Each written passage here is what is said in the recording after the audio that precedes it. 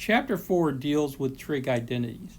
Now, trig identities allow us to compute values exactly of trig functions that we don't know, as well as they're very helpful in other fields, calculus in particular, physics and chemistry, when we're trying to do things involving trigonometric functions.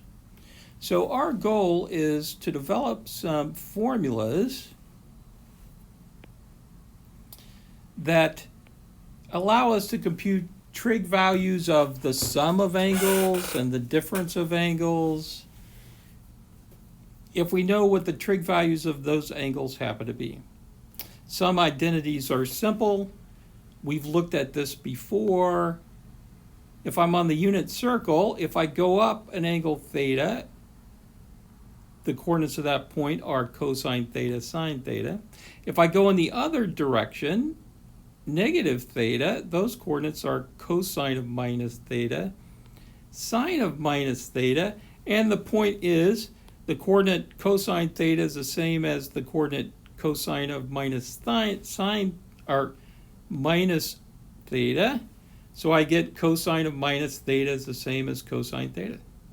Now the y value here is positive, the y value here is negative.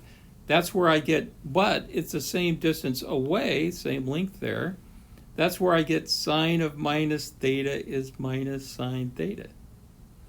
And there are a couple of trig identities, which I'm going to call A and B because I'm going to use them. All right, now I'm going to work hard to get an angle subtraction formula. My first picture is if this is an angle beta and this is an angle alpha, both starting from the positive arm of the x-axis, then these coordinates are cosine beta, sine beta, and the other one is cosine alpha, sine alpha. Now what if I take this whole triangle and I rotate it to where this side matches up to the positive arm of the x-axis? That's the picture over here. When I do that, then this point gets pushed down to 1, 0, and this point gets pushed over here where, what's this angle? Well, if this angle was beta and this angle was alpha, then the angle in between here, which is what shows up on the right-hand side, is alpha minus beta, yes? All right, now rotating a picture doesn't change this distance, so that distance is the same as that distance. And if so, I could set them equal. Remember the distance formula, the square root of the difference of the squares of the x's plus the difference of the squares of the y's? Well, so what's the distance here squared? I'm going to look at distance squared. That's going to remove the square root. It's what? It's the difference here, cosine alpha minus cosine beta squared, and the difference here, sine alpha minus sine beta squared. Right? So that is the square of the distance, and that's got to equal the square of the distance over here, which is what? Cosine alpha minus beta subtract 1, all squared, and sine alpha minus beta subtract 0, all squared, which by the way is just sine squared alpha minus beta.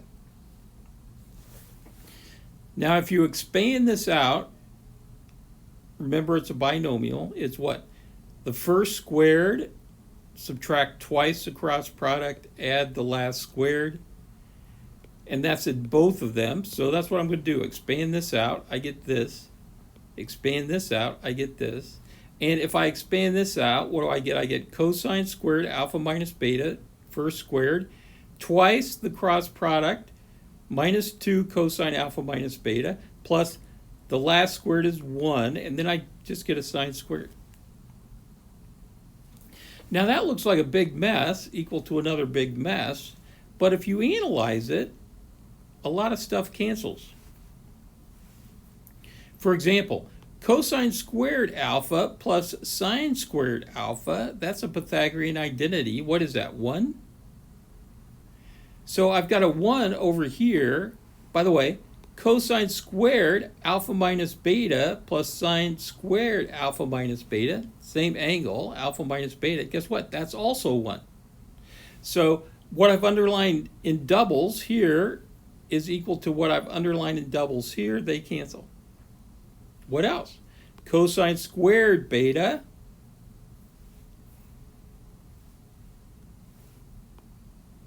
add sine squared beta, that's also 1.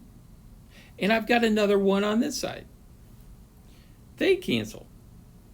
Okay, so when I cancel everything, what do I end up with? Just this, add that, minus 2 cosine alpha cosine beta, minus 2 sine alpha sine beta equals minus 2 cosine alpha minus beta. Well, if you notice, there's a minus 2 in everything. Let's cancel that out.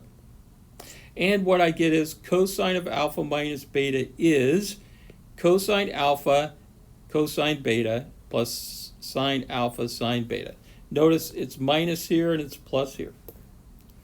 There is an angle subtraction formula. Cosine of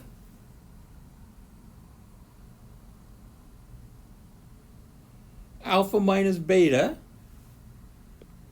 is cosine alpha cosine beta plus sine alpha sine beta. And that's the angle subtraction formula for the cosine. I'm going to call that C.